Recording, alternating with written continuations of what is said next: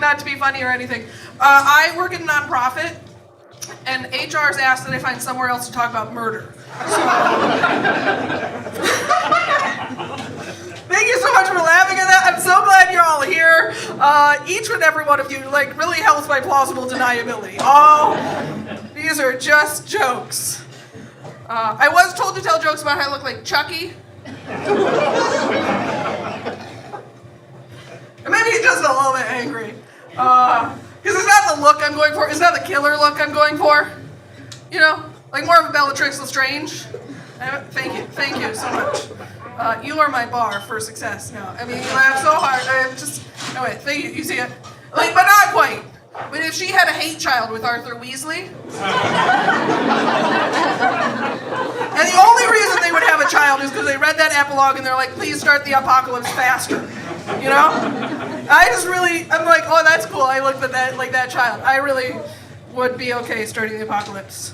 I do work at a nonprofit. I worked at nonprofits my entire life because my parents realized before I was born, that if you sign your kids up to volunteer, it is not considered child labor. So they raised me with the same fervor for community service as Charles Manson taught his followers murder. So I'm doing... And I did used to practice those jokes on my grandma, and that's the only thing she ever laughed at. Because usually it was like, have you ever called somebody and told them a joke and it was just silent on the other side of the phone? Like a silent that you're like, did they quietly die while I was talking to them kind of? That's what her normal bar was. And she laughed so hard at that Charles Manson thing. I think because she likes murder. My whole family I've never killed anybody. You can trust me. I never, just constantly shedding DNA evidence. Just a constant.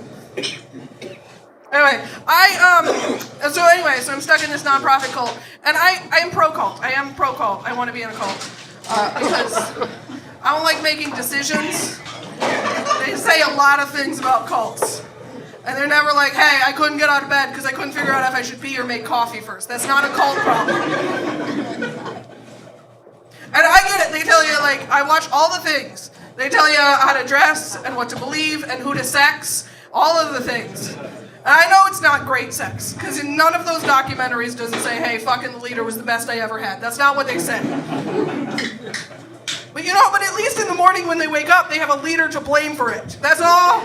And that sounds nice. That sounds real nice. But the nonprofit cult is the worst cult. It is the worst. Because all of their decisions are made by, I don't know if you've heard Robert's Rules and Democracy. Anybody? It's a real slow way to make decisions. Real slow.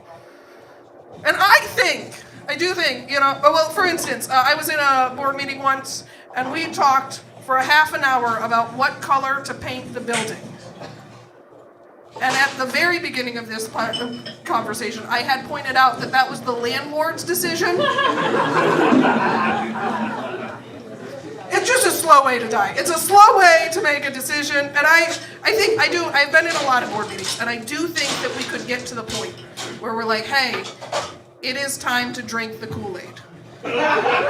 Global warming's a problem. Lots of people, save the planet, kill yourself. For sure. For sure we could get there.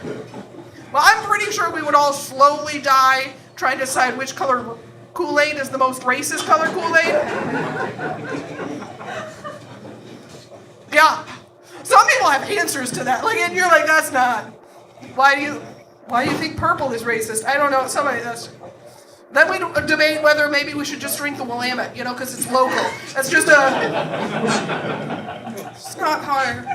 Point is, when you don't like humanity to begin with, helping people is not going to help you. It's not.